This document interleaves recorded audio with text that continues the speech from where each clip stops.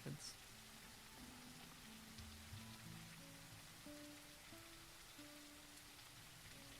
Today's entry is called "It is Well to Be Flexible." He can't serve in the military? Let him seek public office. Must he live in the private sector? Let him be a spokesperson. Is he condemned to silence? Let him aid his fellow citizens by silent public witness. Is it dangerous to enter the forum? Let him display himself in private homes, at public events and gatherings, as a good associate, a faithful friend, a moderate table-mate. Has he lost the duties of a citizen? Let him exercise those of a human being. Shortly before his death, as victory in the Civil War was finally within his grasp, Lincoln told a story to an audience of generals and admirals about a man who had approached him for a high-ranking government appointment. First, the man asked if he might be made a foreign minister. Upon being turned down, the man asked for a more modest position. Upon being turned down again, he asked for a job as a low-level customs officer. Finding he could not get even that, he finally just asked Lincoln for an old pair of trousers. Ah, Lincoln laughed as he concluded the story. It is well to be humble. This story embodies the flexibility and determination of Stoicism. If we can't do this, then perhaps we can try that. And if we can't do that, then perhaps we can try some other thing. And if that thing is impossible, there is always another. Even if that final thing is just being a good human being, we always have some opportunity to practice our philosophy, to make some contribution.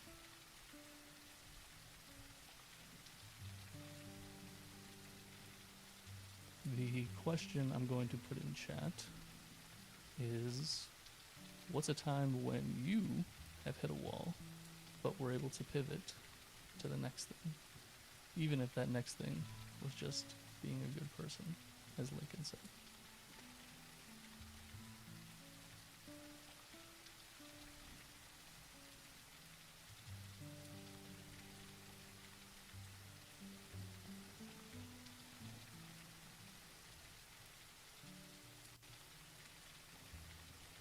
Today we are going to be playing Teddy's Haven, a fantasy-inspired shop simulator.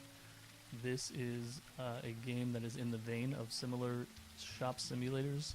It is in early access, but the polish is beyond some of these games I've seen around for months on end, things like TCG Card Shop Simulator. The community around this game is also fantastic. The developers have a Discord. It's very active. They take requests, listen to bugs, and just kind of chat and vibe with the community. It's fantastic, and we're gonna go ahead and dive into it here. Start fresh.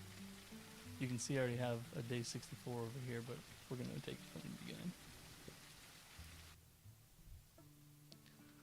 Let me turn the music up a bit.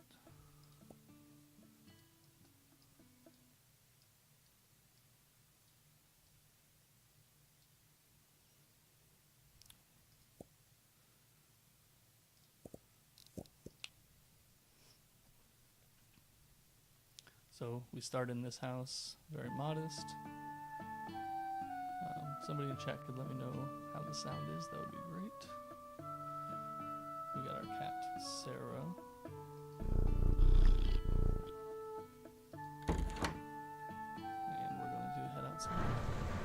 This is the magical island of Ursa, where the events of the game take place. So we already have a dragon sighting. I don't know if there's a scripted event for day one, but there are quite a few large mythic creatures that grace the island, and we'll get to interact with them.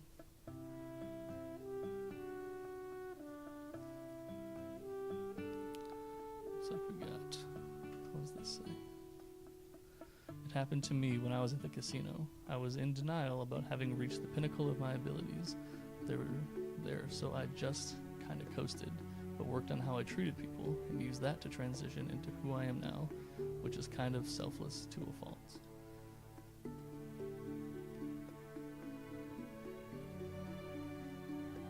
It's interesting that reaching heights can be limiting. We spend this time working on ourselves, building these skills and abilities, and they can end up boxing us in. It's good to have that, as Seneca said in the reading, it's good to have that place to return to that just says, I'm going to focus on being a good person and let that be my foundation going forward. Alright, let's go here. These models, and I don't know about you guys, but these models and armor sets give me vanilla WoW vibes, and I love it. Maraloon says, you know what? I need to take a night. It's okay. Maraloon says, welcome, you've made it to Ursa. Peaceful land where magic flows gently and spirits walk beside us. Adventurers come and go, picking up supplies before heading off to faraway places. But here, there's no rush, no pressure, just the quiet joy of making something your own. This is your shop. Shape it however you like. Stock what calls to you. Decorate every corner and set your own pace. Some shopkeepers stick to their shelves. Others wander the wilds for rare finds. Both paths are part of the magic. Ursa is more than a place. It's a memory, a tribute, and a gentle reminder of the ones we've loved and the stories we carry. The spirits here remember too, and they welcome you with open arms. We're glad you're here. Take your time and make it yours. Vanished. It was humbling but also sad, but I like myself a lot more than I used to. I would rather sacrifice a pinch of my own happiness if I know I'm making others happy. I'm obviously not going to give someone both of my kidneys, but mild inconveniences don't bother if I know I'm helping.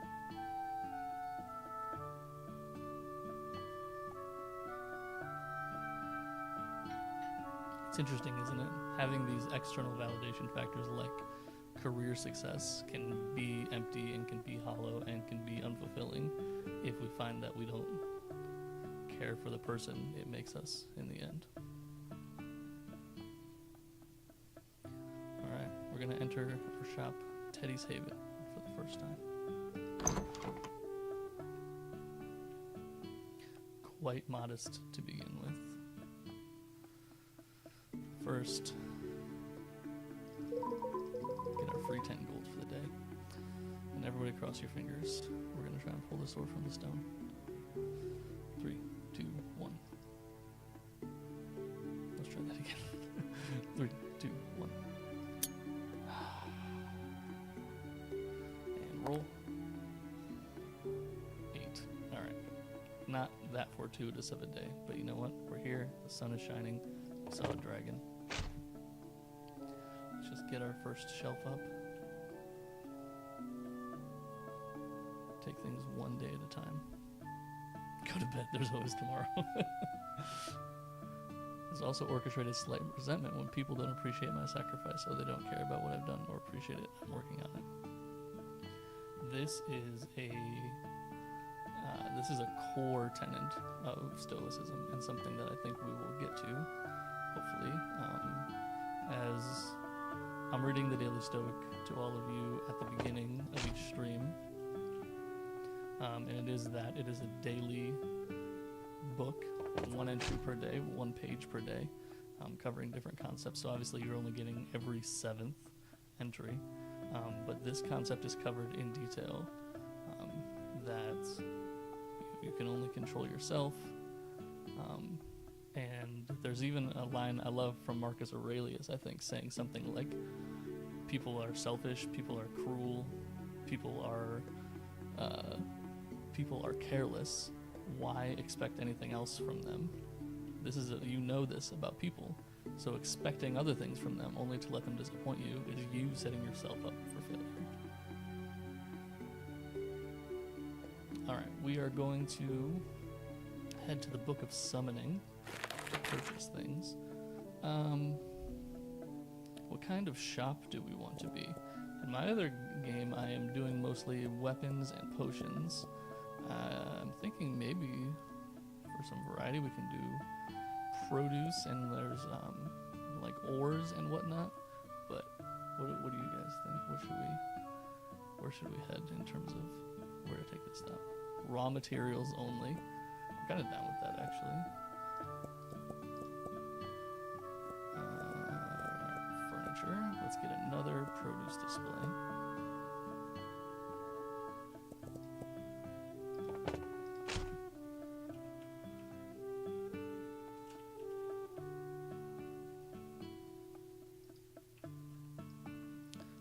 This weapons rack, we're not going to be needing that. And when you pack things up, you can just stick them in your bag of endless storage here for later. Alright, we got our stock. Potatoes, boil and mash them, stick them in stew. The game is not advanced enough yet that customers have like demands. Like no one's gonna come in here and be like, I was looking for weapons. So we can kind of just do whatever we want in that regard. Most shop owners would just put the produce on the weapons rack. That is true. As somebody who is quite interested in retail entrepreneurship especially, I am continually surprised how little thought and effort people seem to put into running their own businesses, into the customer experience, into how easy and how difficult and how pleasant it is to shop at your store. We're going to match market price. That's another thing that is still pretty early development. Pretty much customers want to see market price. Anything above and they will shut down pretty quickly, and anything below you won't really sell much more, but you will lose money for sure. I'm sure this will change as the game develops. As a new shop owner, would you rather sell 800 units at 1 gold profit or 1 unit 800 gold profit? As a shop owner, I would rather sell 800 units. I'm all about moving units. Alright, this is how we start the day. Not opening the doors, not with the actual time, but we're just going to light this candle. Uh-oh. Oh wait, sorry, I have to follow the tutorial. Go to the register and click to open it. Scroll of registering. Explore the store's interactions, light the candle. Okay. Oh right, I have to do checkout myself. Sword give you strength? No. Candle of passing day. Here we go. Yeah, this is something that we've talked about a lot, especially when it comes to like trading card stuff. People are so worried about somebody getting something over on them. People are so worried about not getting the best possible deal that they end up sitting on product for years and years. Harvest some berries and stones. Don't mind if I do. Because they're worried that the person that buys it will maybe turn a profit that they could have turned. Like, I don't know why you don't want to see your customers succeed. Someone buys something from me and turns a profit, I'm happy for them. I hope they come back more and get some more stuff from me. Alright, we got our skills developing. We're at 1.5 speed restocking already. Mining. Just introduced, already at 1.5 speed. And 1x on materials. This is going to be the DIY magic shop. Come get your raw materials. We don't sell potions. If you want a potion, if you want a weapon, take some ore and go make it. Or find a blacksmith or something.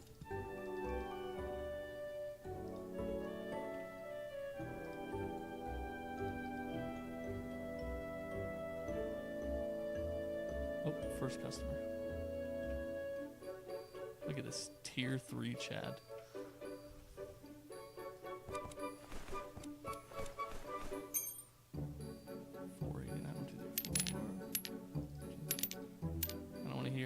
Anything about the way I count that change. Eastern Plague Lands looking map, true. Yeah, The developer really nailed the vanilla WoW aesthetic, and I love it, but without taking it too far.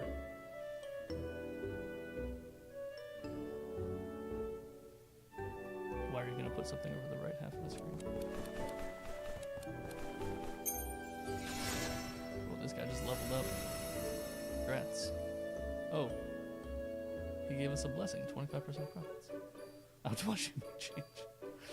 Sit your $5 ass down before I make change.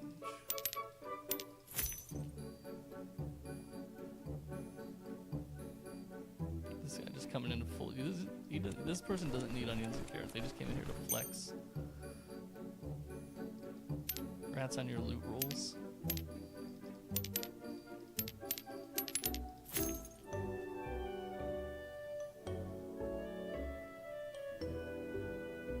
Pushing P. Let's alright, we just got some amber root ore. Let's go ahead and get that out there. Somebody might need this for something.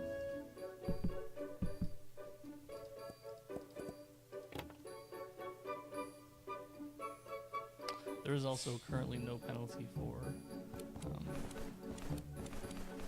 making customers wait. They're very patient here on Ursa.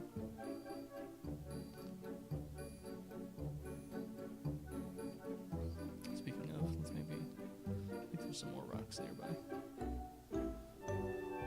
Customers excused. Back in 5. Feel free to browse. Ghostberry. These are the same as ghost peppers. They're extremely hot berries. Impatience is a skirt of modern society.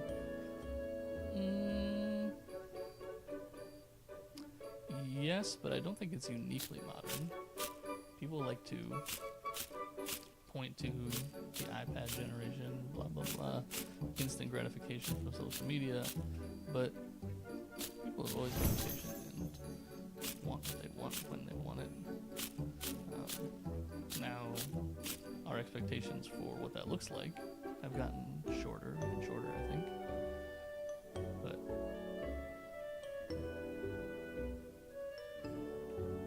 don't think it's unique. Let's buy an amber root. What are you cooking up, potion seller? Hear me out. If you tell me there is a 30-minute wait at Texas Roadhouse, I'm gonna dip. I don't get pissy about it. I just leave. Yeah, I mean, that's actually something that has been an interesting change for me. I don't know why. Growing up in the Midwest, I was so anti-reservation. Like, there was something like something honorable about showing up, and if you got a table, then the universe wanted you to have a table, and if you had to wait, then you had to decide whether you wanted to wait or whether you wanted to figure it out. Living in Atlanta, it's just not possible to go most places without a reservation. So I've now become a reservation Andy to the point where I'm like, if a place doesn't accept reservations, I might just not go.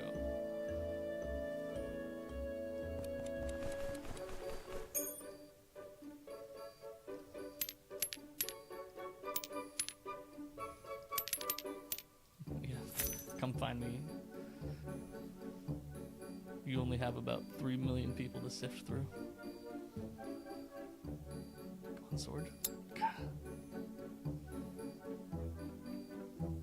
Oh man, we are sold right out of amber root. Look at this. Look at these two fighting over potatoes. It's Black Friday. Gentlemen, please.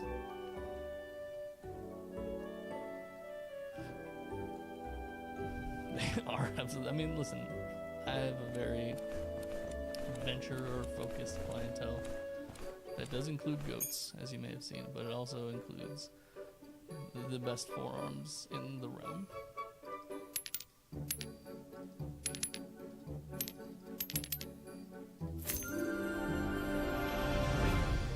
Congrats, shop level 2.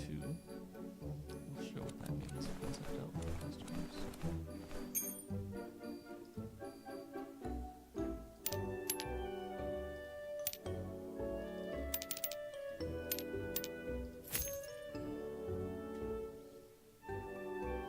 might be muscle bound, but patience. You know what? Being an adventurer has to come with patience. I mean, standing in line at my shop is nothing compared to, you know, your new guy running back to Ironforge to repair. Yeah, that's why I have the double doors, to make sure everyone can fit through properly. Not just with their incredible shoulder muscles, but also with the pauldrons.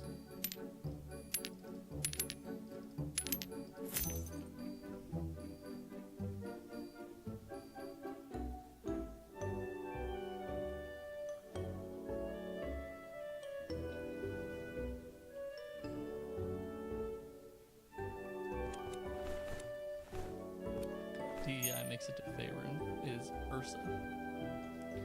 Ursa is the name of this magical island. Named for Teddy of Teddy's Haven. Yep.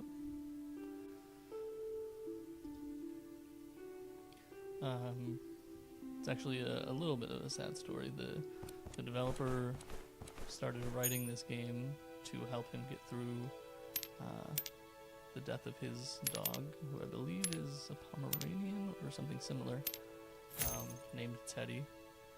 And so this game is a bit of a tribute to Teddy. And we'll see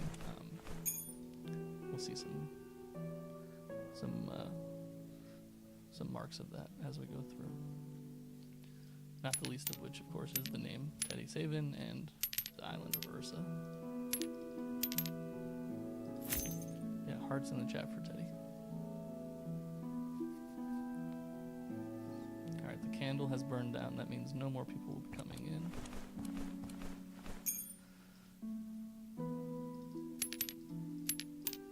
This guy gets an extra 2 cents. Merry Christmas, Purple Man. Time to head home, get cozy, and rest up for a new day.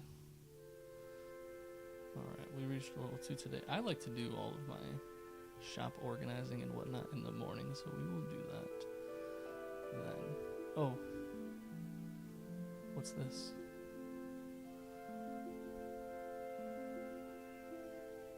This cat is indifferent. Watch as we approach the unicorn. What occurs?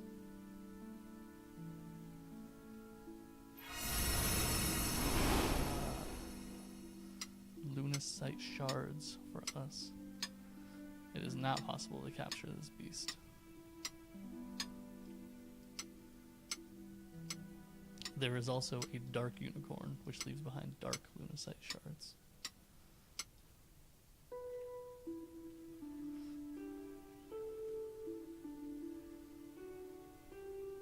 He thought it exploded, no. Just left us with its blessing.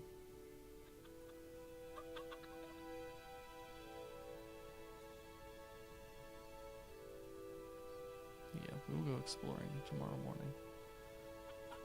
More in your left ear than my right. That is me. I don't know which way to orient this mic to make that not happen, but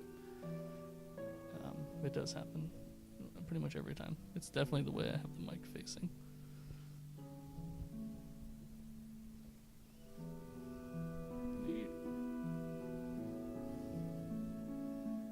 I shouldn't have touched it. Alright. Cat. Sit here, Rob.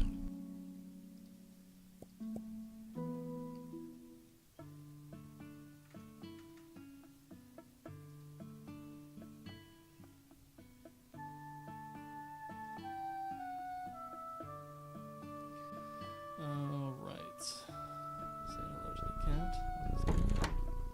Step out. Let's take a walk around the island quickly before we open the shop for the day. A little hot spring, a cheeky hot spring. Berries, skydrop berries.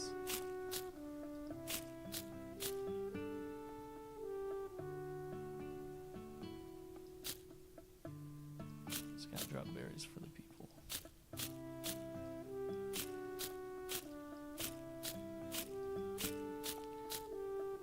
Adventurers on Ursa hate the herblore skill.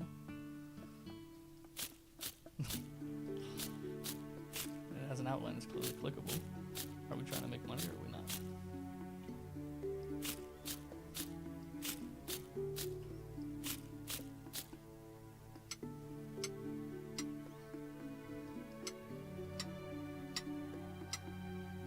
Just stone. There we go. Let's see some more sun glow ore.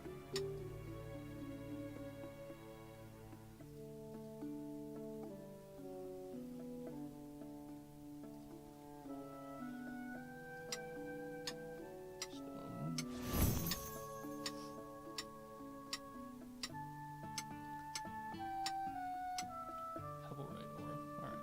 That's enough raw materials for now. We have... Oh. There is no indication of who the player... Stone Titan.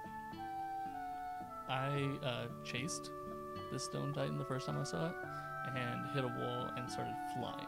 So I don't think we're supposed to be chasing those just yet, at least. There is supposed to be a way. You pick one of these up and you can kind of fly. I'm not sure. I saw people in the Discord do it. Azure Pinch. But anyway, yeah, you can pick him up. He doesn't like it though. What I was saying is there's not really an indication of who you are as the player until this.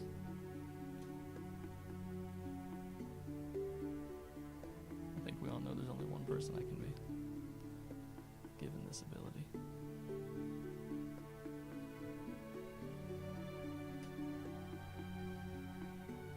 Yeah.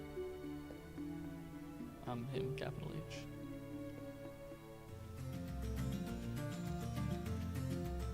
Clearly there's some real fun stuff planned for this island because the Kingdom Hearts music starts when we get here. Hope somebody gets that reference. I'm not sure where is it. Tarzan? There's definitely some part of Kingdom Hearts that sounds exactly like this. He's from something. Yep, that's it. Where is my super suit? I am married to honey a little bit. I think if I asked, said I needed to do something for the greater good on date night, she would say, I am the greatest good you are ever gonna get. And she'd be right.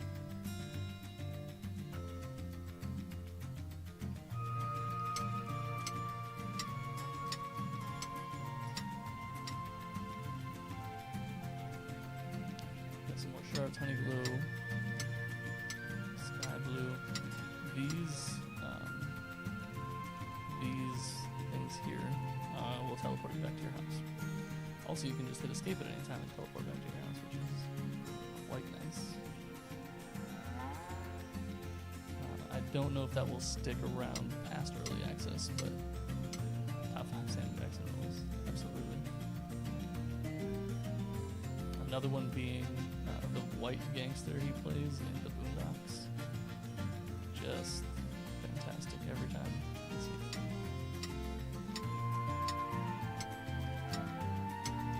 And that's quality of life in the beginning. I know, completely unheard of. Like, the decisions. Oh, look here. I don't know if you guys can see it.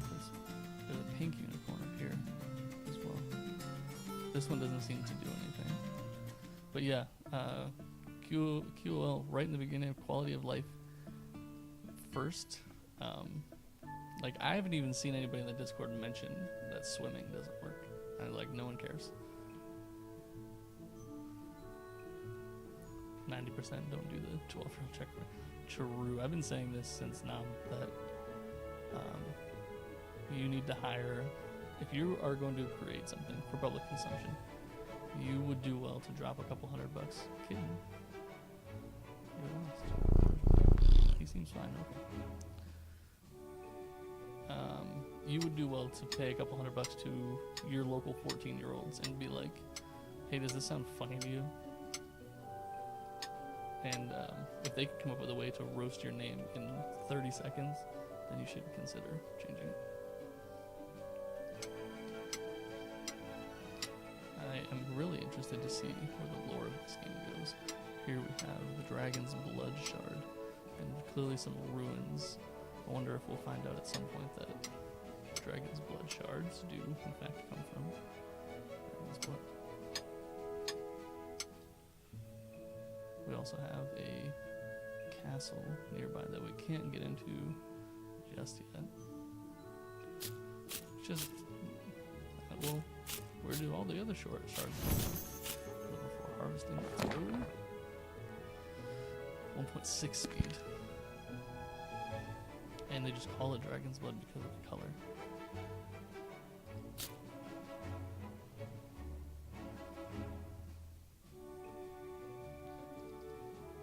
Here's the castle. Currently closed. People have found a way in with flying with crabs, I'm pretty sure. You can also parkour like Skyrim style up these mountains to some extent, but I'm not that good at it. And it takes a lot of time, so it would be pretty boring to watch, I think.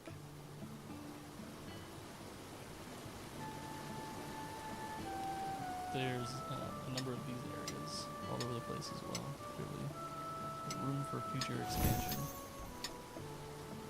It is similar to Oblivion style, but it's not as central to the game in Oblivion. Skyrim is about 90% mountains, and often you have to go from place to place in the mountains, and you could look for a path, and there is certainly a path, or you can turn in the direction of the quest marker and send it. Snatching scales off of dinosaurs. Alright, here's our first mythic creature. This is Umbrau, the wise giant turtle. He is the only mythic creature that is here 24/7. You got an arrow in Oblivion. I know Morrowind hurt you, but you need to move on.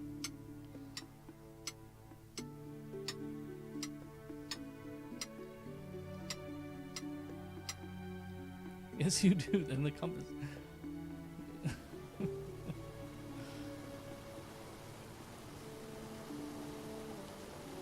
Umbrau, he just chilling. He likes to tell stories. Actually, most of the mythic creatures. Is that true? I don't. Man, when did you start holding grudges so strongly? By the way, we've been doing all this adventuring, and we haven't passed a single minute in the day.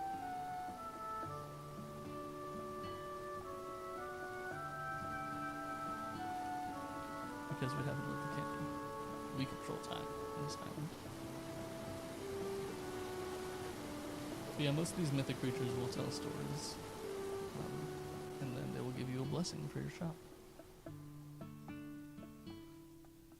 Can't tell you how many times I never opened my TCG shop. What do you mean? How big this man is? He has a tree growing in his shell, just tracking us. Get these firm breaker because I was organizing and time passed. I thought TCG player was the same. That time doesn't pass until you open the shop. Pretty sure.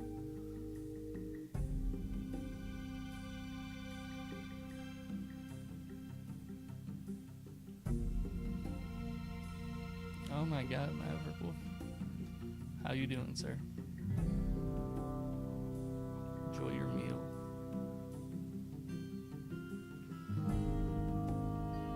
Oh yeah, Stardew is indifferent to you. Maverick is the developer of this game. Very active in the Discord. The Discord also has a section for streams where people who are streaming the game can announce. It's really... community has no business being as strong as it is for how early this game is. Alright, let's see what Umbrau has to say. Greetings, traveler. Let me tell you of the Ember Heart and the one who dared to carry it. In the dying land of Ashmora, the first flame called Emberheart flickered low. But the great lords had abandoned their thrones, but a quiet soul rose, guided not by fate, but by stubborn hope. They kindled the flame, not to rule, but to keep the dark waiting just a little longer. Thank you for listening to an old turtle's tale. 10% profits for the day just for listening to Umbrau's story. Best deal on the island, honestly.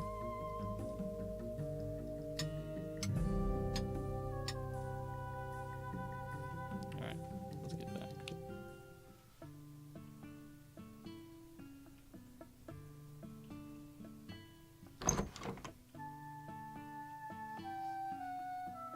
This little light here says we got Umbrau's blessing.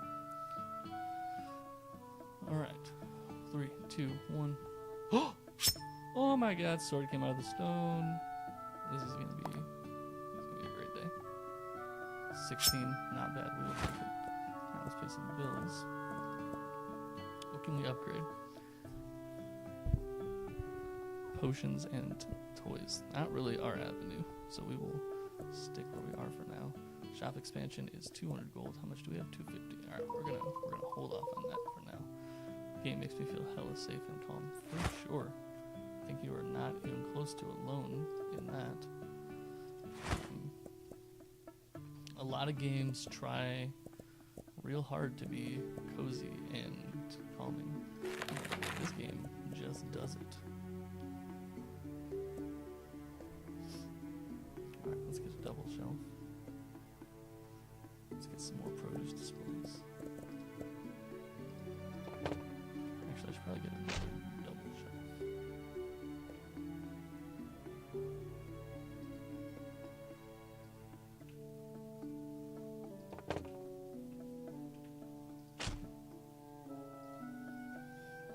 Yeah, the music, again, reminding me of Kingdom Hearts. I feel like I'm in the 100 Acre Wood.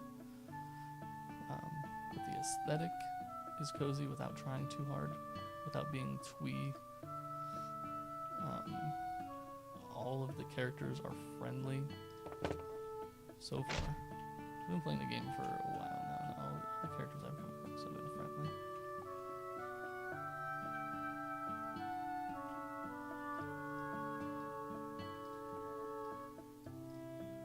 Oops. Also, the snapping is really soft. Like, I can kind of snap it, but it doesn't like force me into. Pet the cat, the game is good. Oh, just you wait, sir. Just you wait. It gets better. Alright, let me get one more.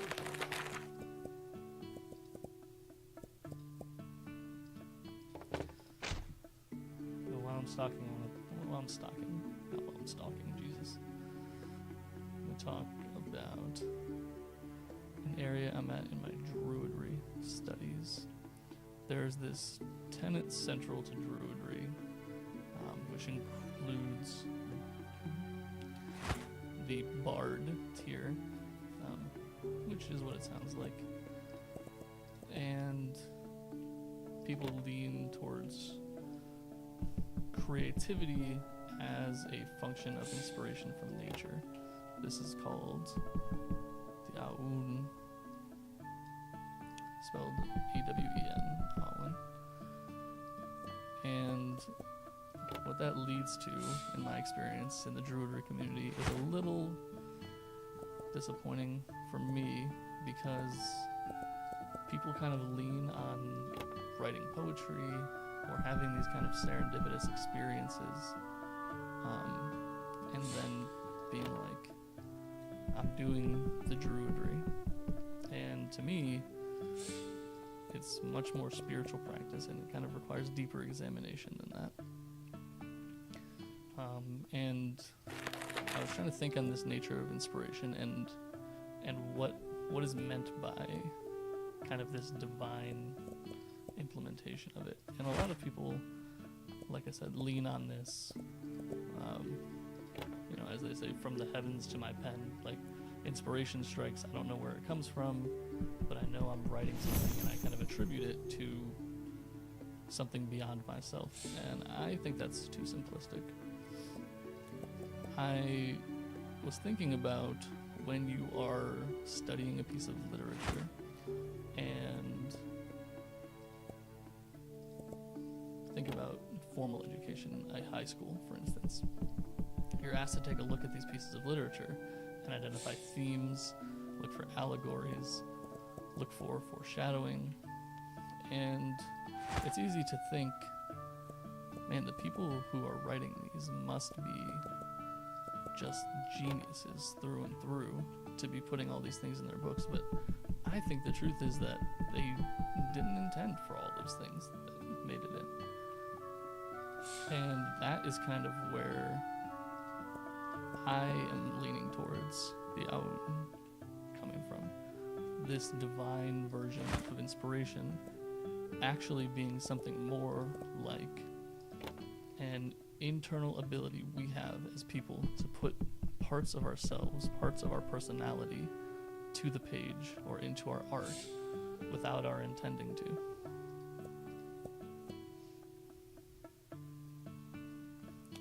I loved what was the author thinking here questions, and the authors come back like, no, I was just telling a story. Yeah, I actually have a quote ready for that.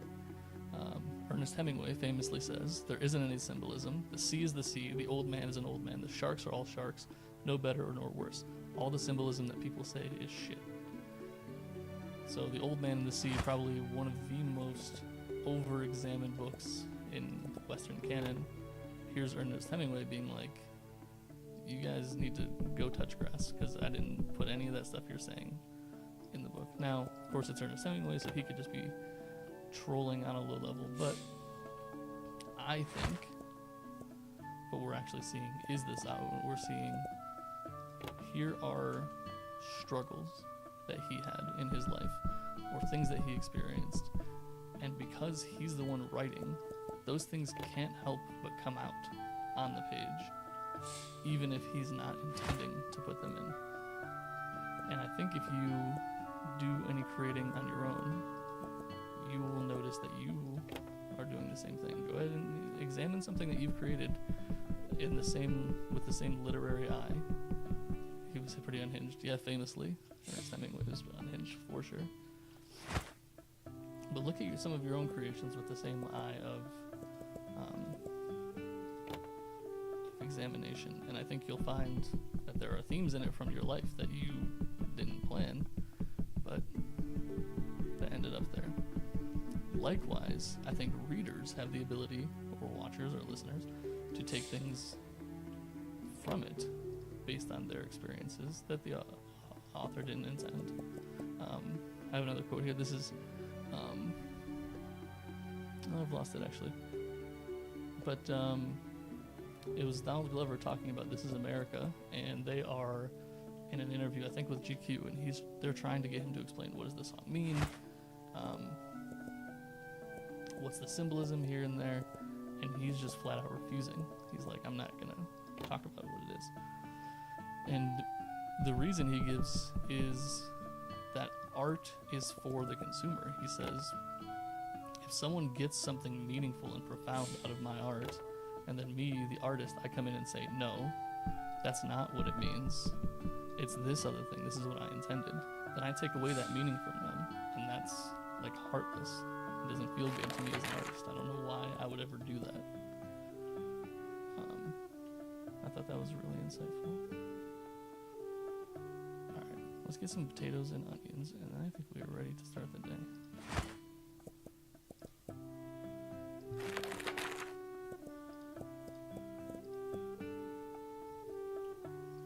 No, you're supposed to get this out of my media, not whatever you're getting. Yeah. And this is, I think, what annoys people about the formal liberal arts world is you do have people who sit in a position of authority, and rather than using that authority to say, what do you get out of this? Teach people, give them the tools to learn how to interpret art through the lens of their own lives. They try to build a canon about, like, no, this is what it means, and if you can't get that, then clearly you're just not as cultured as I am.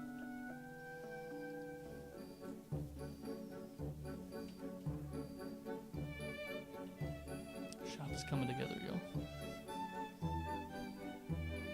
Imagine gatekeeping culture. Don't have to. People are doing it on the reg.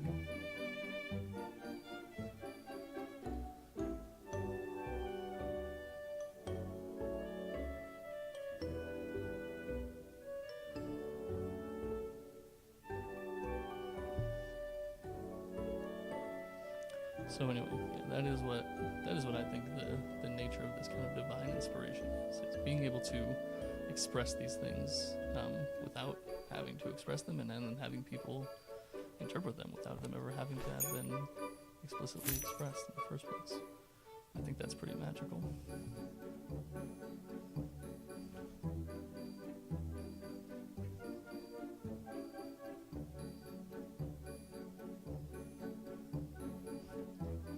Not popular enough to get spammers. They'll come.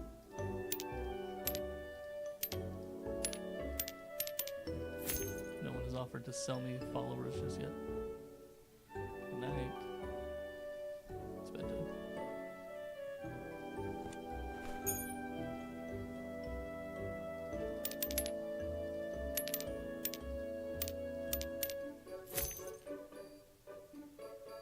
I do know how to make tags for my stream. I just don't want to tab out to do it. Alright. What we have here is a goat customer. Say what you will, but their money spends just like everybody else's, and they're well dressed. Bell, hoop, shawl.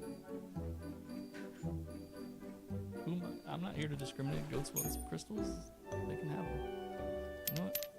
Here you go. Here's 6 cents to the goat fund. Enjoy. Goodbye, goat friend.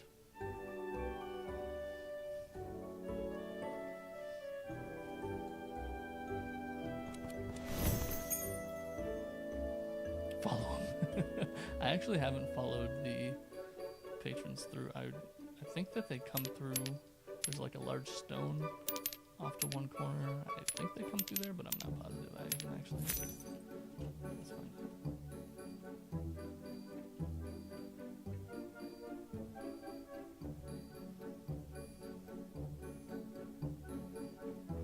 Oh, they're going this way. The stone is over there. Here's the goat.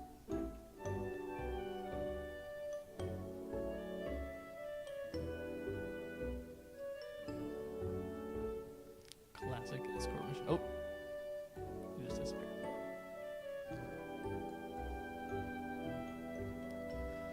I've seen people in the Discord asking for town building additions to the game. I think that would be cool long term. Actually having people, you set this shop out here, and then the town kind of sprouts up around you. Obviously that's pretty far outside the current scope, but maybe a few years on. Or if the dev team manages to grow, because the game does so well. Speaking of, the game is $12 right now. Absolute steal on early access. Pick one up for you. Pick one up for your friends. Pick one up for your big mama. Mend those bridges.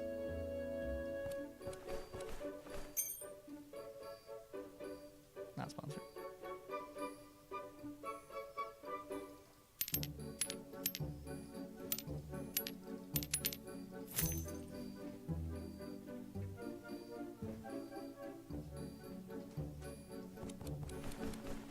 We need all these berries for.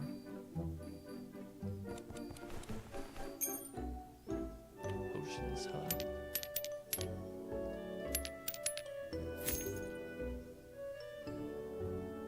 How's our candle looking? Getting late on in the day. It's spring, so it's not that easy to tell what time of day it is. It gets dark so late. But the candle tells us.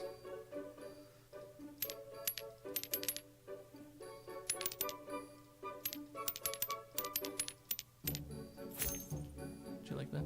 You can hold down. Yeah, I'm just holding down a couple of these.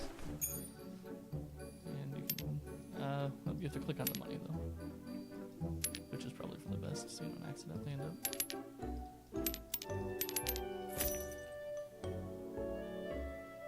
Stock is staying pretty good.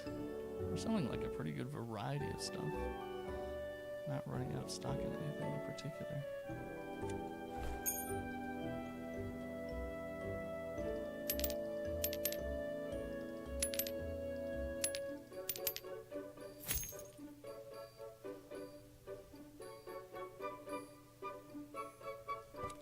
crystal. You're one crystal short for your enchantments, or what? It's okay. Sometimes I shop like that too. Maybe you were here earlier and just forgot that one extra thing. Another goat customer.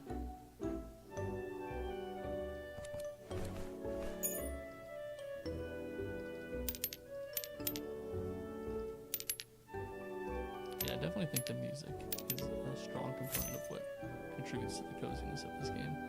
I didn't read earlier when you said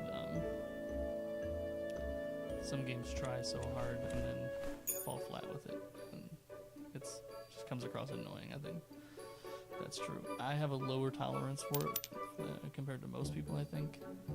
For instance, I tried to play Turnipoi Commits Tax Evasion, which is a funny concept, obviously. But man, it was trying so hard, I just couldn't. Like, everybody spoke in puns. I don't know. That's a game maybe I would watch Laura play to get the full story. Don't tell me how to feel exactly.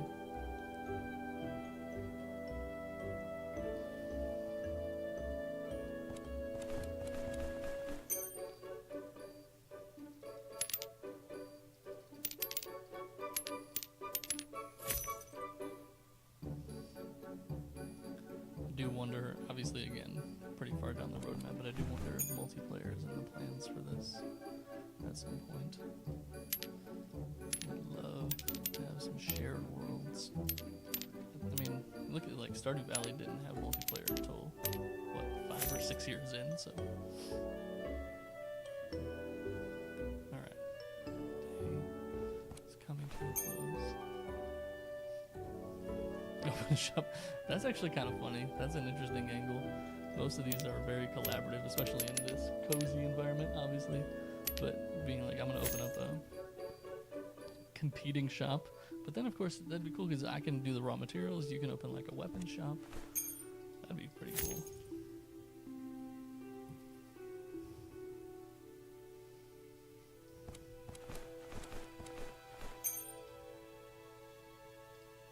Start an adventurers guild, post quests. This like ends up a massive game. It started as a magic shop simulator.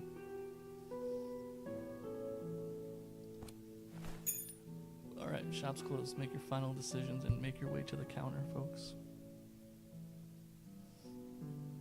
Oh, my bad.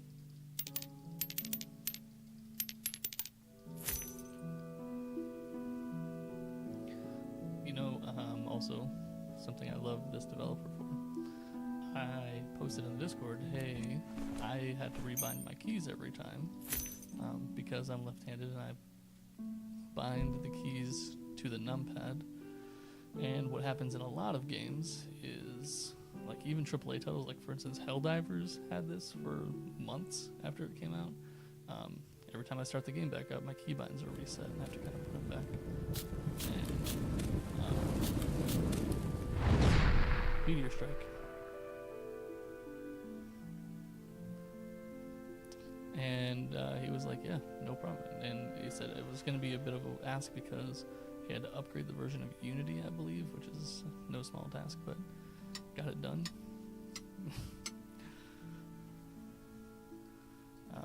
Cares a lot about accessibility. People came in saying that the first-person view and the camera bouncing makes them sick. And yeah, a little over a week later, I think he had third-person view implemented. I think you can turn the camera bounce off. See, yeah, so you can be in third-person view. You're just a wisp for now, but yep, you can do a controller. Yep, for sure.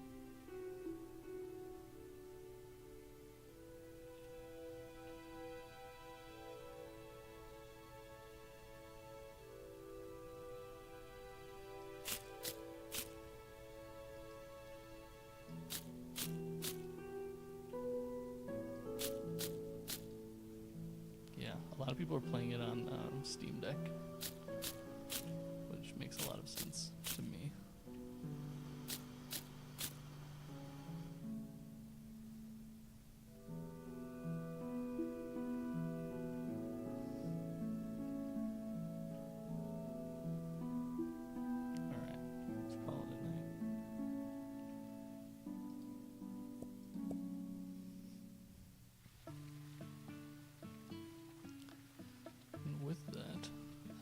to swap over here. Let's take a moment and do our live outs for life. I promised you, so last week we talked about the pocket knife, the 180C tool. If you're going to carry one thing, that Leatherman Skeletal CX is my recommendation. I actually saw an ad today for a newer Leatherman called the Signal, which seems based on the CX, and it does. For a minute, I'm like, it seems better. It has a saw blade outboard, and it has a few other things, but it is heavier, so I don't know. I still recommend the Skeletal CX. You spoiled yourself? Went to brightwoodgames.com. If you go to brightwoodgames.com, you can see all of the Loadout for Life items. This week is this spatula. Oh, my hands are blue because I spilled ink earlier, and so that's just my life for a couple days. But this spatula, this is made by Victorinox. Unfortunately, this one in particular is no longer in production, it seems, but there are a lot of ones like it. Doing this broadcast from bars are this way. I'm stupid. Right up to the camera. This broadcast and recommendation is coming to you from jail. There's a lot of spatulas just like it that have come on the market, and I put a recommended one up on brightwoodgames.com. I have probably a dozen spatulas in my drawer, but this is the one I will stop everything and go wash to use it instead of the other dozen that are available to me because of how good it is. Now, it is metal, which means you can't use it in a non-stick pan, but it has this slight curve to it that is just perfect for, like, I'm holding it level, but only the tip is touching. The scraping power you can get like this, pushing down on the spring, as opposed to the scraping like this, is what you're normally doing. And you kind of don't really have any leverage because you push down, and what you're doing is curving the tip up when you push down. When you push down this way, you're driving that tip into the pan. Stainless steel pans, cast iron, this will get all that fond right up. The slot's obviously great.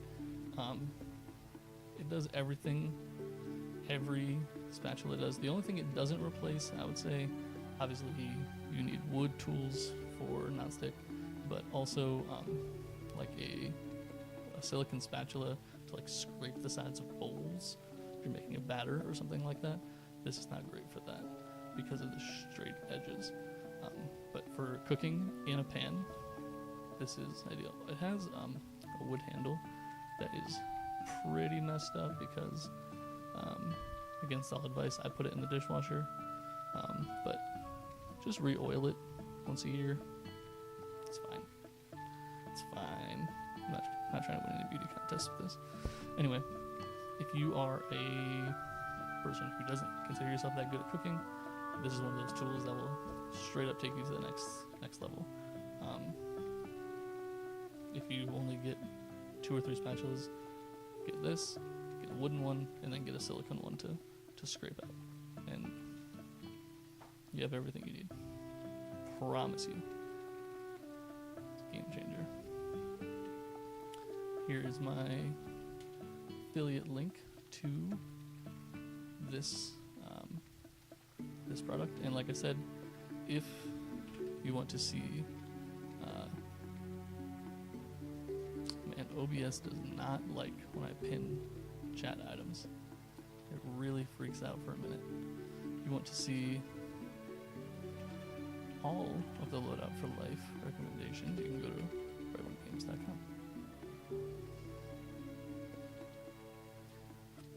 Alright, let's get back in it. Hello, Sarah.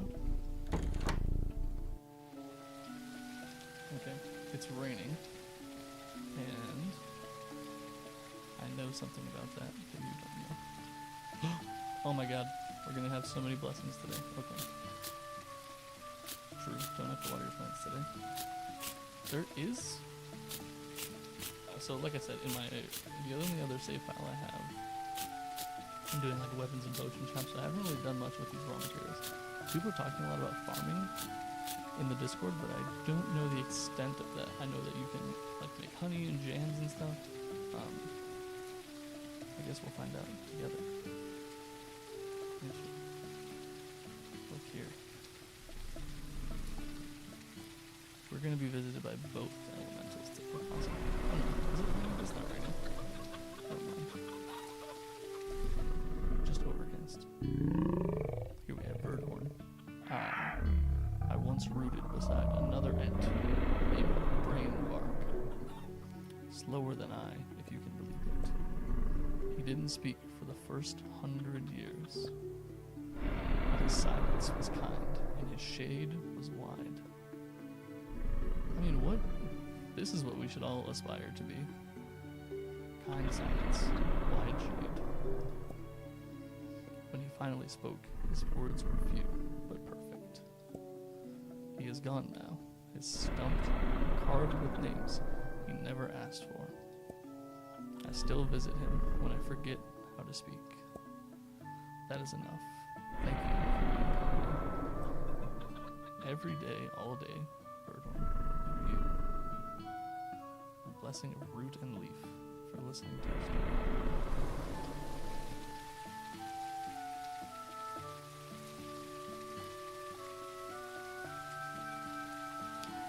Since I'll be living in a farming game, why would anybody want a farming game after Farming Simulator came out? Fantasy Life has too much farming. It's like Stardew Valley style.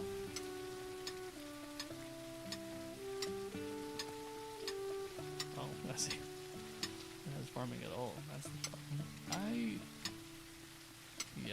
I don't like when it becomes.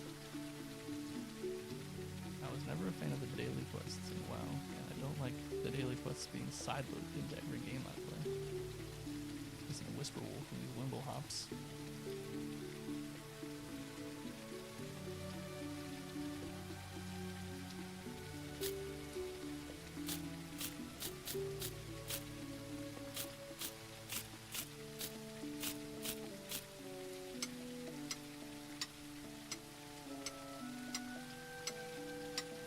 Stone. Nice.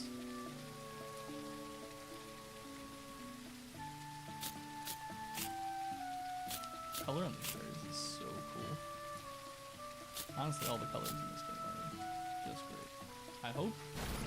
Oh, there it is. That's right. The water elemental has made an appearance. I did, in fact, hope.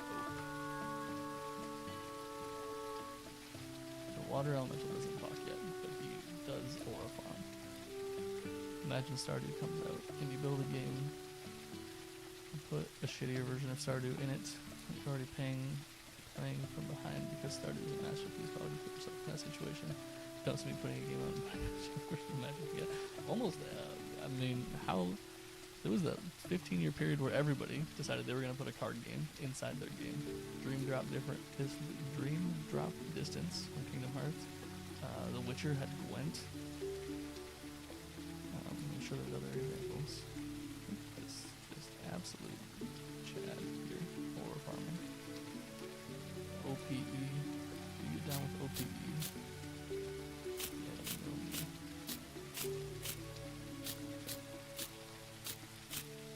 To me, it is one of Eminem's biggest pieces of threads. People argue, lose yourself, he says, oh, there goes gravity. But Eminem is from Detroit, and everybody from the Midwest knows he is saying, oh.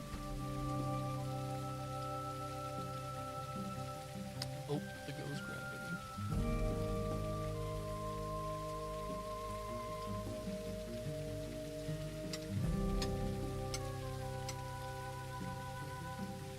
It definitely is. Listen to it numerous times. Even if it's written as O, he says O. You can't help it. A dream lingers beneath the earth, and I remember its weight. In Brightoner, scholars drank the stars and called it wisdom. But the city turned to beasts, and truth became nightmare.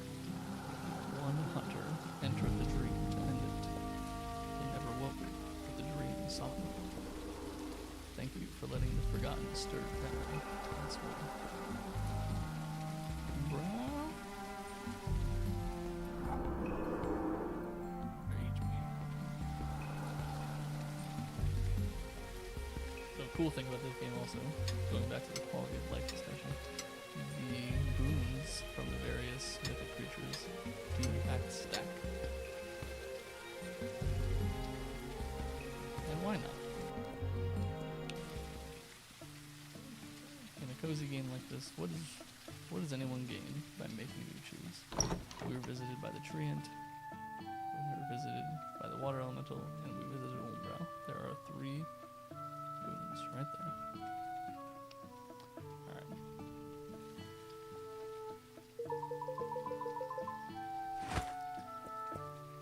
Let's start expanding.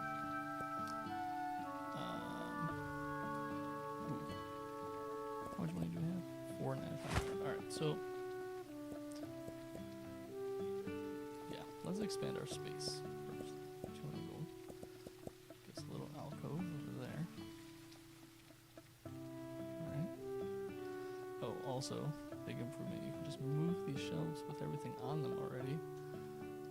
No need to remove everything. But also, if you do want to remove everything, you can just one click, put everything back in your bag of holding. It's real nice.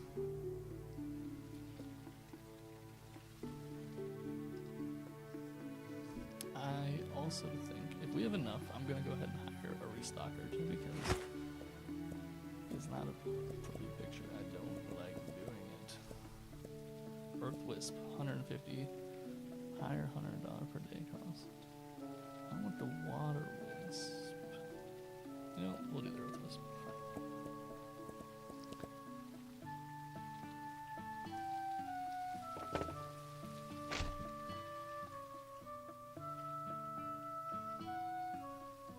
I have the water wisp in my other shop.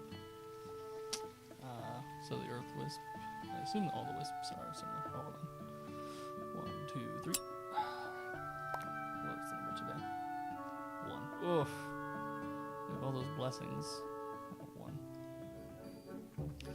But the earth wisp will, anything that you have a label on the shelf for, will take out of your bag and load it up.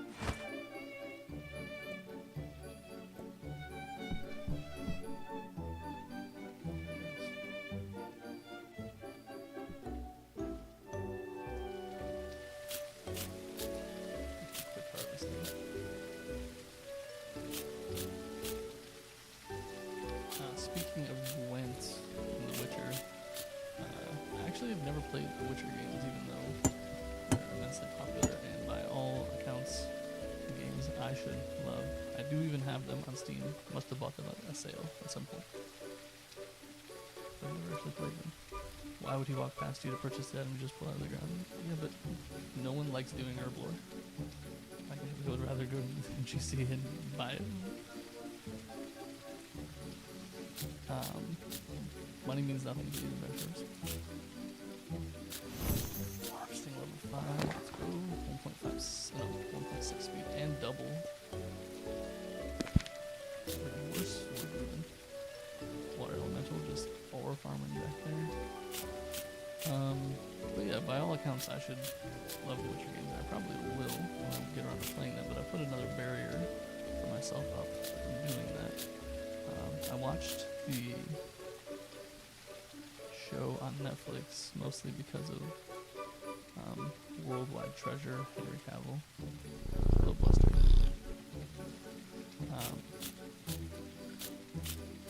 And the first season was great, and I started reading the books, which I'd also not done.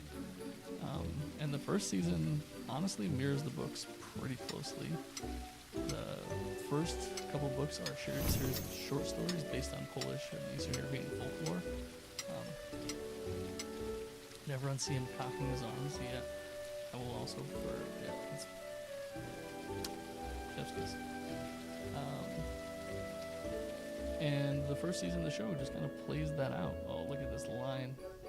I'm releasing a new iPhone in here. and it's good. Now, I'm not one of these people who is like, the show or the movie must match the book perfectly. I honestly feel like not only is that usually impossible, it's also not a great idea. These things don't translate directly, and to try to do so is a problem. But then there's all these reports coming out about how the writers had never read the book, and Henry Cavill, the actor, is the one enforcing the lore. And it's interesting because they bring a lot of characters out of the background and put them front and center. Some people say it's for DEI or whatever, but that doesn't make a lot of sense to me. I really don't know why they made this decision. And then they take the interesting dynamics in the show, namely the dynamic between Yennefer and Ciri and Geralt, and they flatten it out completely. And just make it this, like, Downton Abbey love story situation. And it's just not interesting.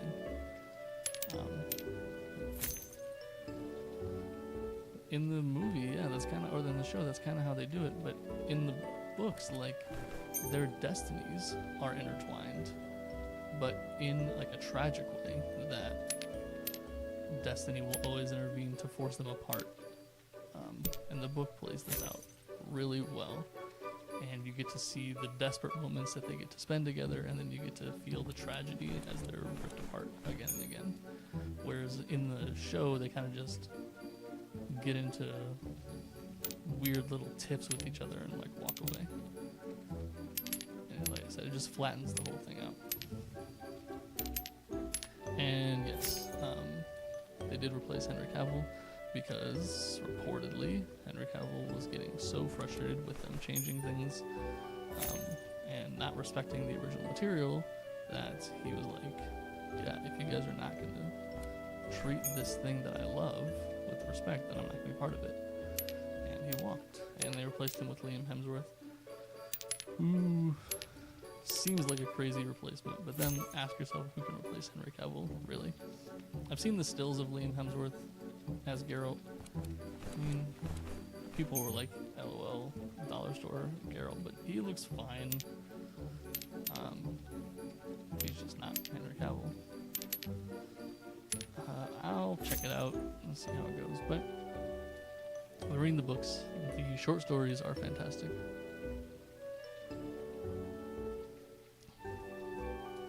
Imagine being like, if you don't fix this, I'm gonna walk, and then being like, fine, walk, because we ain't fixing shit. Yeah, and the person saying they'll walk is the only reason most people are watching the show.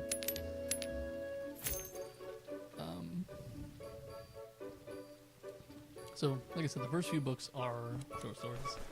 If you want to know if you will like The Witcher, I highly recommend the first 2 books of short stories. Because they are somewhat intertwined, but they're not. Like honestly, you could pick one up and read it, any story in the book, and just kind of get an idea. After that, it becomes a series of novels, and a more overarching story, which I don't think the author is quite as good at, personally. The story's still great. It's still a top-tier fantasy novel until now. I'm on book 4, I believe. It's called Baptism of Fire. I am 300 pages into this book. The main characters in The Witcher are Ciri, Geralt, and Yennefer, and they have been apart the entirety of this book. So we are following Geralt and some random, like, ragtag group that he picks up. We're following Ciri and a literal, like, ragtag group of thieves and misfits that she takes up with. And then we're dealing with Yennefer, who is having these looping, endless, boring conversations about mage politics. Nothing really has, I mean, one thing has happened. There was like a major attack, but honestly the rest of the time everybody's kind of just been walking, and it's been a real slog to get through, which is a use I've actually found for ChatGPT that I don't see people talk about enough. Like, with a piece of media, if I'm struggling, I will ask ChatGPT, like, this is how I'm feeling about this particular piece of media. Like, do other people feel this way? And when I brought up about baptism of fire, ChatGPT said, yeah, like, people often cite it as meandering and skippable, and nothing happens. But then it comes back and says, I don't think that it's skippable. I think there's a lot of setup that pays off later, but it can be a bit of a slog to get through. As a person who has already seen some absolutely offensive media, I can see a lot, but the show was too graphic for me. The Witcher? What was too graphic? The blood?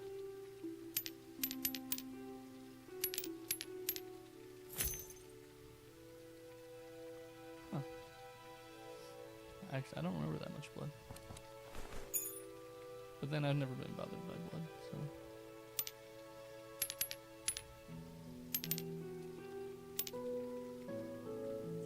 Scene. Oh, yeah, where she where she gets her glamour.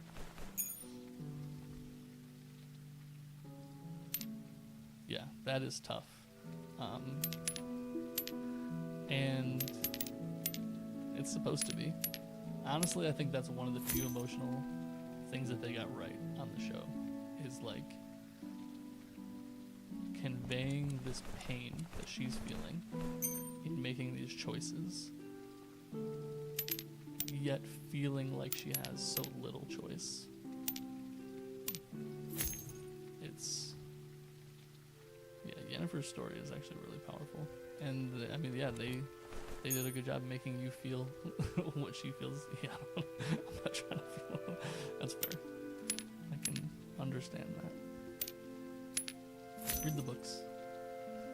Read the short stories at least. I would definitely I would recommend it. If you like fantasy at all, everybody should read the short stories, I think. And that'll give you a good indicator if you like the rest of it. And then maybe skip Baptism of Fire. And just read a Wikipedia synopsis or something.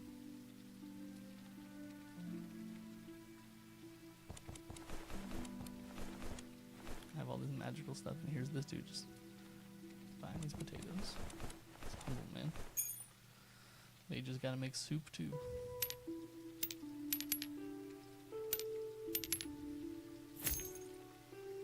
It's not one. It's weighing on me.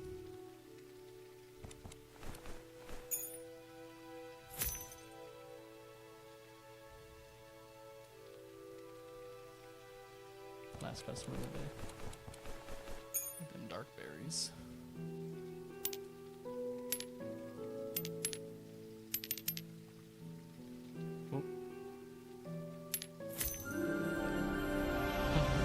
Customer of the day with a level up. Let's go. LFG. Significant profits today thanks to the 3 blessings. Love it. Alright, anything interesting happening on here? That crystal's glowing. There is something I just discovered today. Perfect amount of customers. Correct. Optimal.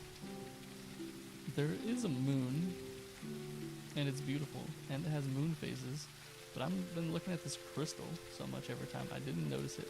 63 days. I never noticed it. Today it's overcast, so I'm not going to see it. But also, the water elemental glows like an MF.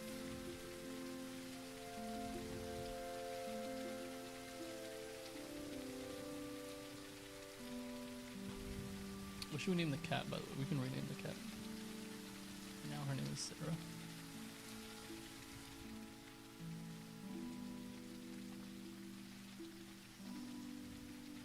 Yennefer.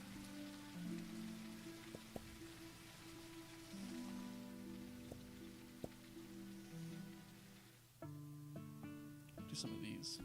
Remember this exercise?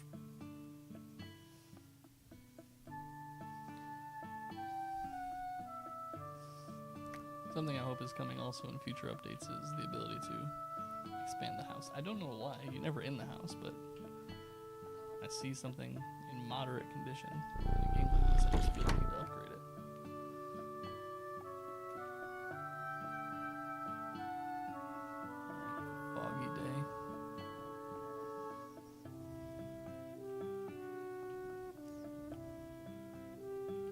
Wisp, ready to get to work. Floating Island, on duty. NBD. Oh my god.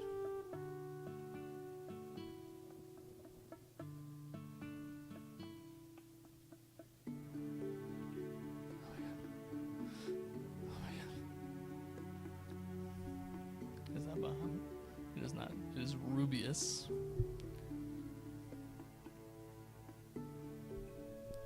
Rubius is one of two dragons that I believe are brothers or something like it. There's a third dragon, but I don't know what their deal is. Those purple eyes. Rubius. I left a note in the ash. Too slow again, Quark. Quark is the gray dragon. He'll probably leave me a snow sculpture in return. Sentimental frostbag. I miss him already. These two gotta be brothers. Like this banter. It's top tier. I see you've kept the moss out of your doorway. Wise.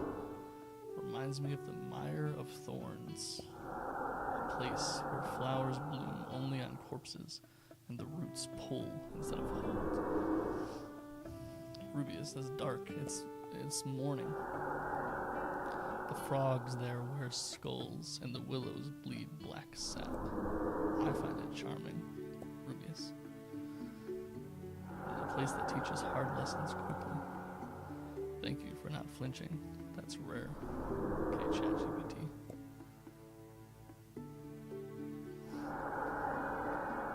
Ancient dragon Rubius marked your shop with his silent approval. I wasn't going to Umbrau's blessing, but since we're already out, may as well swing by the grove, see what that turtle hermit is up to.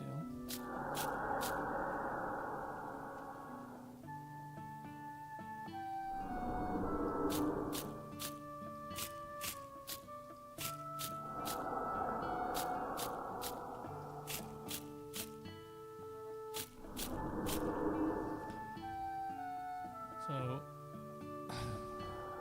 I kind of just casually mentioned I'm getting into druidry, which is maybe a wild thing to say.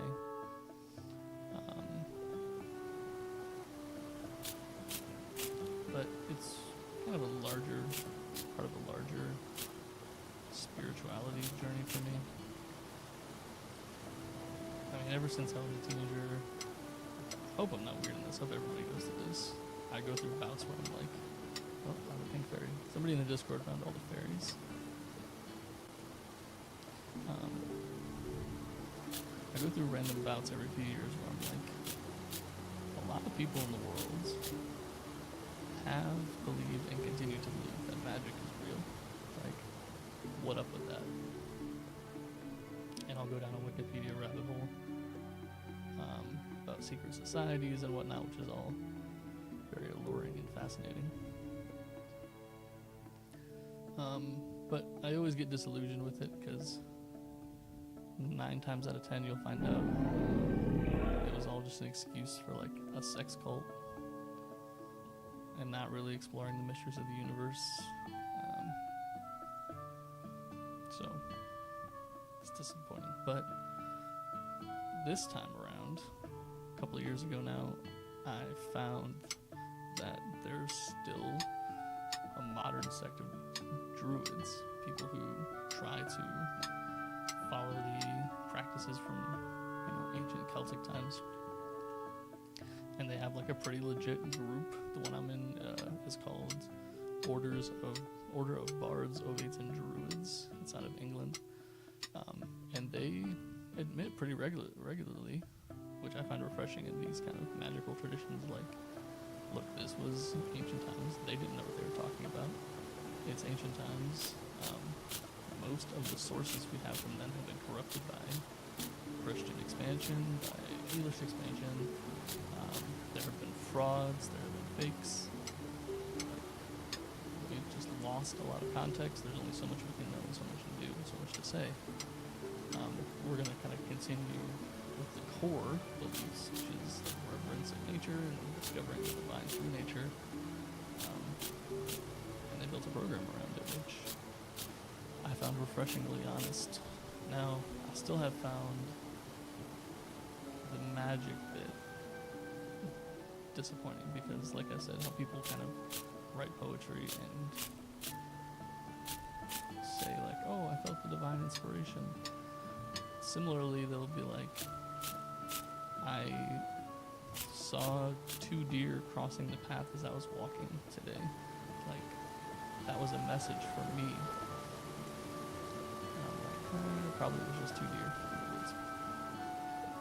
But I can't say that on the forums. I'm not trying to yuck these people's yums, but there's a lack of critical examination there.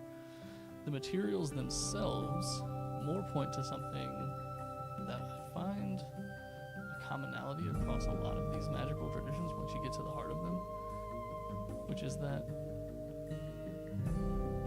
when people say magic, what they mean is intention setting. And I think in like LaVeyan Satanism, this is like explicitly said.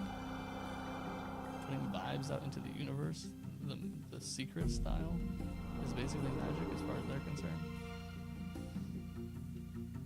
And Druidry has a lot in the way of ritual. And there's a lot of very specific ways to do things, but I think that a lot of it is more about intention setting.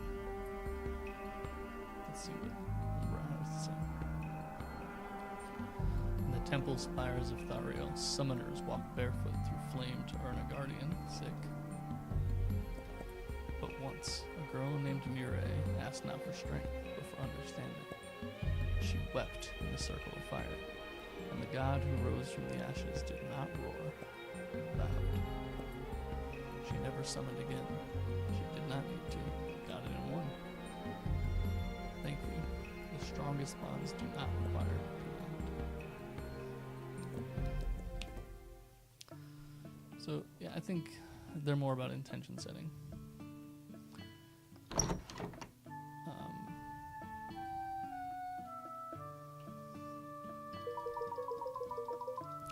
Modern psychology would call it mindfulness. One time for the kid. Fuck. So to call it math 4, oh man. Alright, we got 2 blessings. Here's Rubius. Here's Umbra. There's 4. No sword.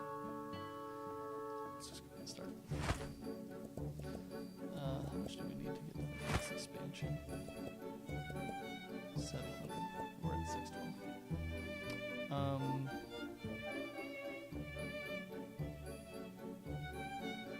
Think of magic as intention setting. I think calling it magic becomes a problem. I think people expect to wave their wands and see sparks. And I think if people expect that hard enough, then it will come. Not actually, but in a way that fulfills their expectations. And I find that pretty disappointing. You know what, let's buy this next level. Anyway, where I was going is that this has really led me to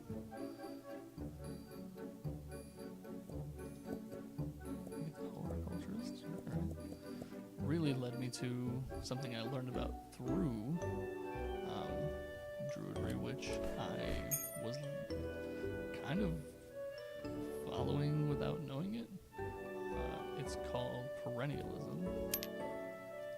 The idea is that people have psychedelic experiences.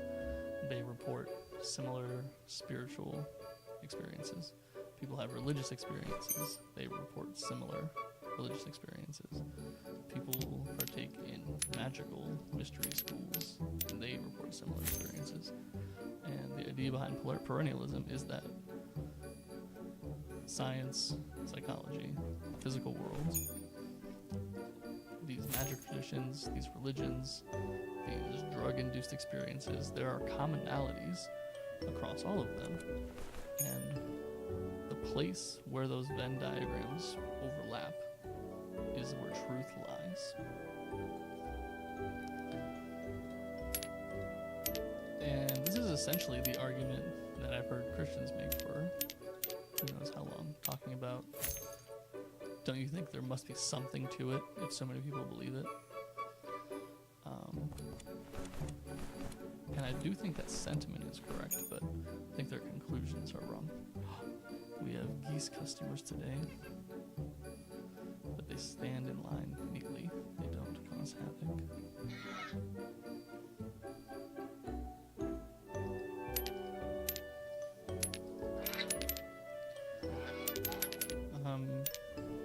So I'm interested in kind of learning where these crossover points are.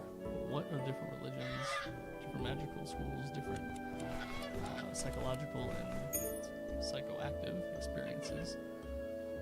Where do they point? And if you think about this long enough, you'll notice that there's an obvious problem with it, which is that it, in the end, will be no more scientific than any of the other belief systems. Kind of doing this meta-analysis, which will lead you deductively to believe certain things are truths. But if you go forward from that and say, not just I've deduced this is a likely truth, but I believe this to be truth, then you are simply exhibiting faith on the same level as any religious practitioner.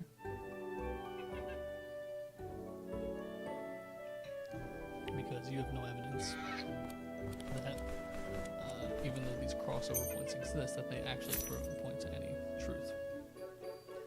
Perennialism would say that truth is probably beyond moral ability to understand in our current state. But anyway, I'm kind of new to it. I like the idea of it. It keeps me away from the existential dread of atheism. Keeps me away from nihilism. And I do think there's something to it. Science is nowhere near understanding the nature of consciousness.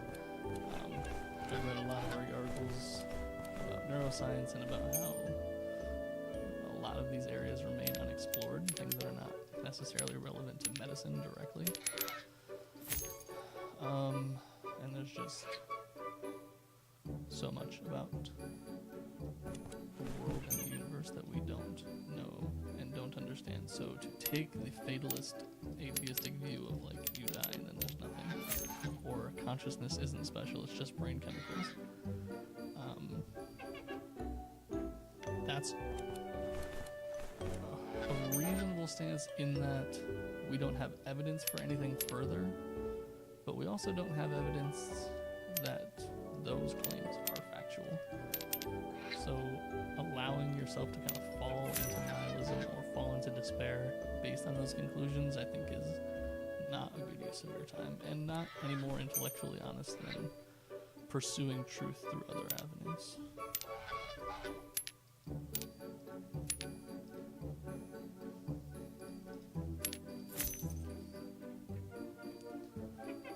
The absurdism of serving a goose magic items in my fantasy magic shop while talking about the nature of the universe is not lost on me.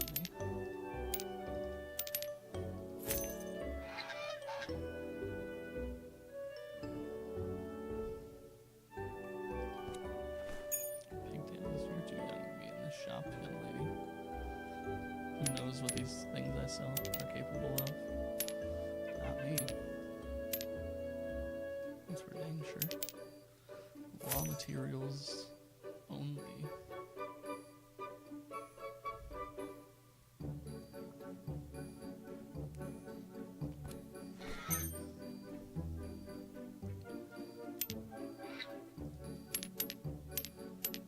Since I have my camera at the top, do you think that my chat should be reversed? Do you think it makes more sense to have the newest messages nearest my face? I'm not sure.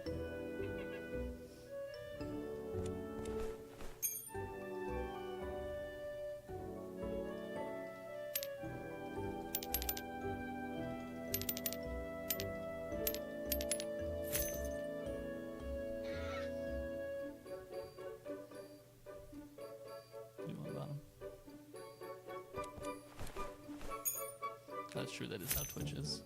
It's a reverse movie.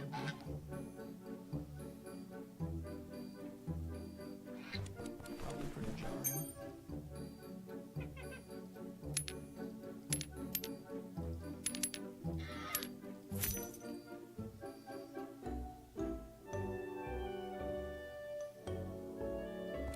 We gotta start making some plans from here.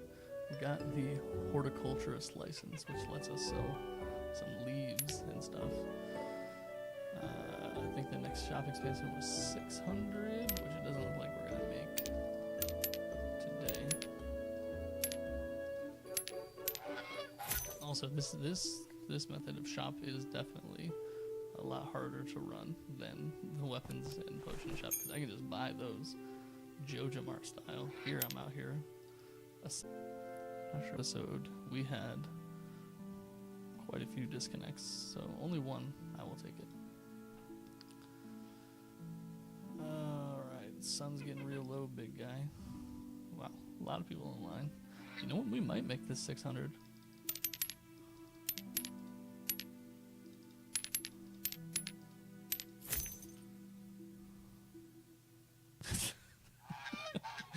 The effort gone through to make these duck animations is wonderful. Every cozy game is wonderful. Every cozy game out there needs to take note of what was achieved here. Tony Stark built this in a cave with a box of scraps. Built this in a cave with a box of scraps.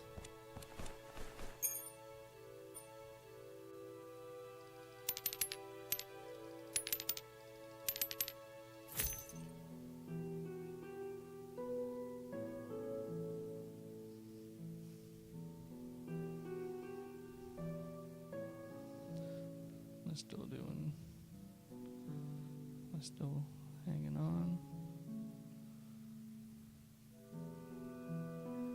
Looks like yes.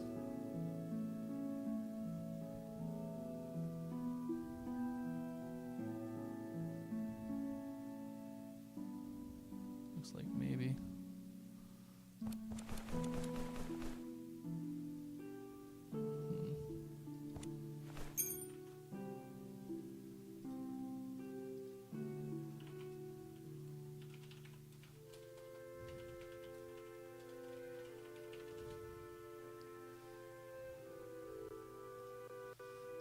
I think we're back.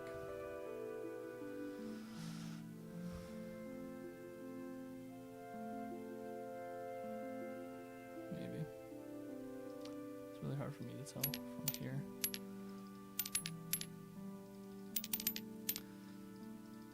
When I reveal the specs of my PC, your heads are gonna explode. The fact that it's not 200 degrees in this room right now, and that you can't hear the fan spinning is frankly remarkable to me. Not because this game is resource intensive.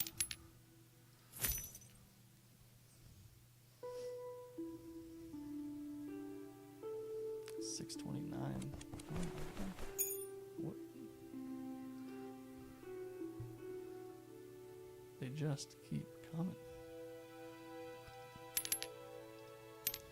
Luckily, we're almost finished.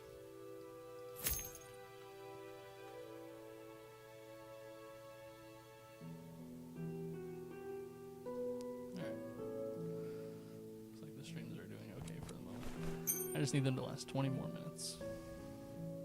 I think we'll do one more day. And we'll get our Druid Triad, a little wisdom to end on. And then we'll get the heck out. Get the heck on and out.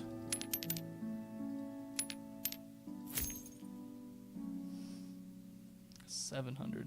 You know, we crushed our goal today. This 4 did not hold us back. The sword not coming out of the stone didn't hold us back. Rubius appearing, can't beat it. Rubius's blessing trumps everything. I wonder if we'll get Quark tomorrow. Sometimes I think I've seen the dragons one day after the other.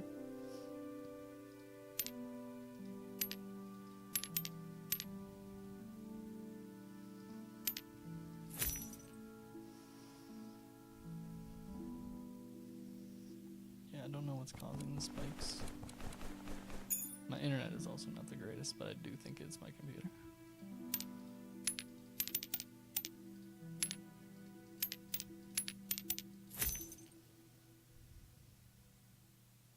Yeah, we'll do one more day. We'll close it up. Nice 2-hour stream.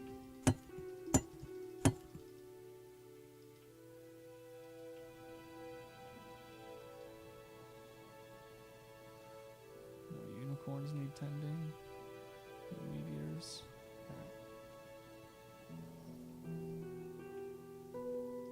Over. Day 5.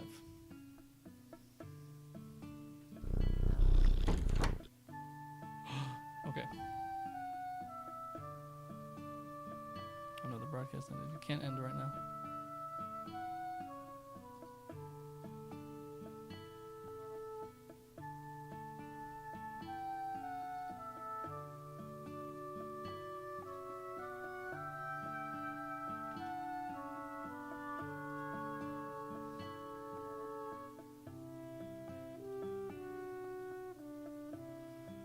It's too important.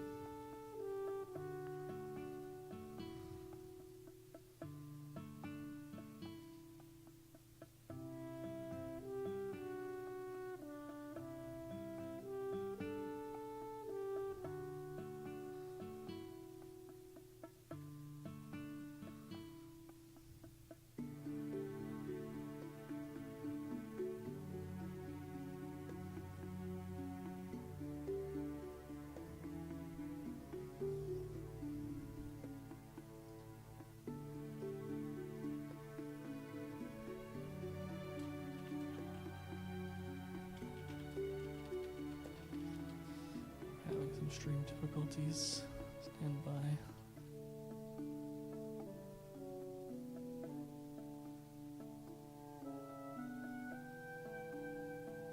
We're having some computer difficulties.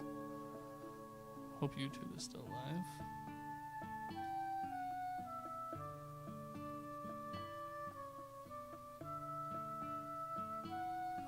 CPU is pegged.